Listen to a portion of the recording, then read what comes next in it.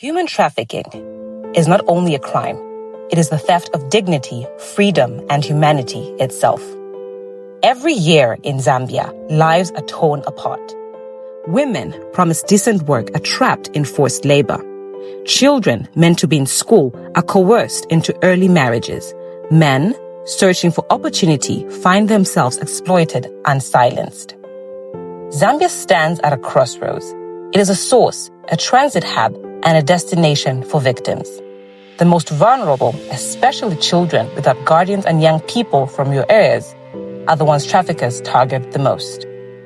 To respond, government enacted the Anti-Human Trafficking Act of 2008, strengthened it through a 22 amendment, and introduced the National Policy on Human Trafficking and Smuggling of Migrants in 2023. But laws are not enough.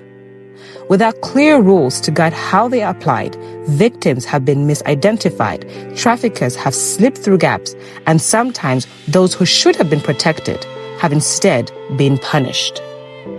In 2023, the Anti-Human Trafficking Department and the Ministry of Home Affairs and Internal Security instructed the Commission to lead the development of regulations to give full effect to the Anti-Human Trafficking Act.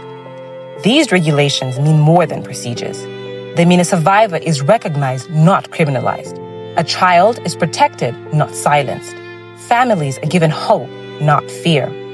They are designed to create a system where survivors are treated with dignity, safeguarded from further harm, and connected to the support they need. They also ensure that institutions, from police officers to social workers, work together, closing loopholes traffickers exploit, and delivering justice that is both swift and fair. Our consultations and research revealed several gaps. Victims treated as offenders. Without clear identification procedures, some survivors have been wrongfully punished for crimes they were coerced into, instead of being protected. Poor coordination. Institutions often worked in silos, leading to delays, weak investigations, and missed opportunities to protect victims. Limited victim protection. Without strong safeguards, victims and witnesses remain exposed to intimidation, re-trafficking, or even harm during investigations. Unclear immigration pathways. Foreign victims lack clear legal procedures to remain in Zambia temporarily while recovering or awaiting safe repatriation, leaving them in limbo. Inconsistent support facilities. Shelters and centers intended to assist victims varied widely in standards, with many failing to guarantee safety, dignity, or proper rehabilitation. The draft regulations set out a clear path forward. Victims are identified and certified properly, so no survivor is punished for crimes committed under coercion. Children receive special protections and compassionate treatment. Survivors are referred to healthcare, counseling, and social services through a strong national referral mechanism. Victims and witnesses are shielded from retaliation and intimidation. Shelters uphold minimum standards, safety, dignity, and hope. Foreign victims are given humane and lawful pathways for protection and safe return.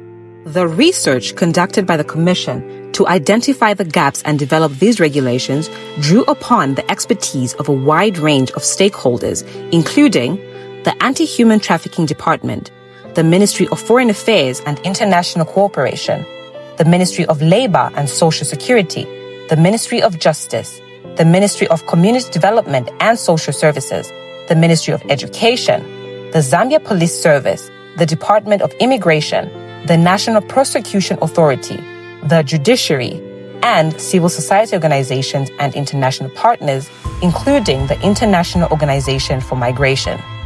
Their contributions ensured that the regulations are practical, inclusive, and responsive to the realities faced on the ground. The Commission expresses its sincere gratitude to the Ministry of Home Affairs and Internal Security for entrusting it with this project and for its ongoing collaboration. This work was made possible through the close partnership of the Anti-Human Trafficking Department, the active engagement of key stakeholders, and the invaluable support of cooperating partners including UNICEF, Save the Children, and others whose expertise and resources significantly strengthened the process and enriched this project. This report and the draft regulations are more than words on paper.